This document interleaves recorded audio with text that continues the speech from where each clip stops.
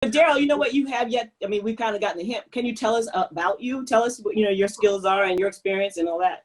Right. So it's funny. I almost would say musically, I would say I was sort of the Forrest Gump sort of guy. I was in these different situations, and it was really because I didn't have scholarships or anything at the time.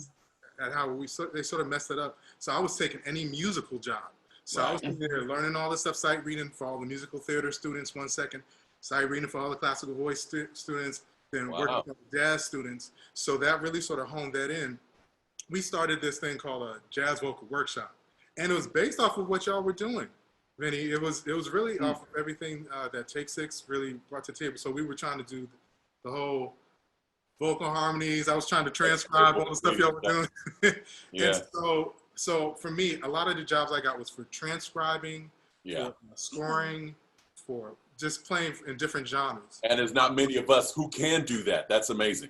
And I didn't know that. It was out of necessity. Yeah. Really crazy. So can you imagine that is out of necessity? It was. Yeah, that's amazing. School, I was trying to graduate and I kept leaving and coming back. So when I finished at Howard, and see the thing is I kept telling Yolanda wanted me to come out on the road, but I wanted to really finish. And I had started school early, but then I ended late, years later, because I kept leaving to come back. To tour and all that to tour and everything like that. So skill set wise, it's crazy. I always thought that the way I had to prepare was learning all the parts, doing this so I can know it cold. Because the people that I was working with were the Yolandas, were the Roberta Flacks, and people like that, which I ended up becoming music director. Right. All of them. Oh, wow. Yeah. And so it's like I had to know all of that. Yeah. Inside and out. And I just thought everyone did that. Yeah. And quiet as it's kept, because you jumped in and jumped out, or jumped in and jumped out, that was probably the best education. Yeah. You had to learn it, apply it, bring it back.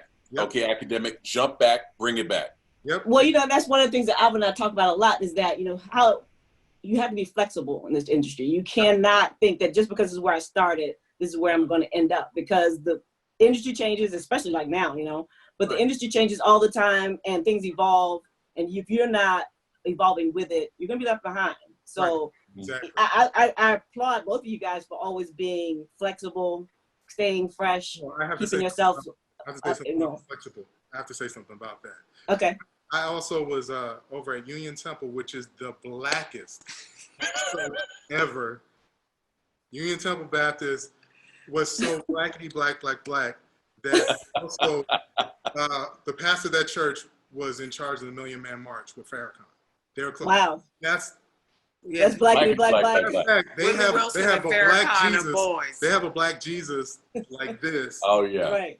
Mural in there. And the disciples, like Marcus Garvey, Malcolm X, Rosa Parks, and Power for the People, my brother. Yeah, right. It was literally. So I went from that. Speaking of flexibility, I went from being part of that for the last 16 years to getting a call to be the music director of contemporary worship at Washington National Cathedral. So, which is polar. Yeah, absolutely. Wow. So speaking on the flexibility, in the meantime, still being the music director over at my home church, which is Community Grace Seventh-day Adventist Church. Right.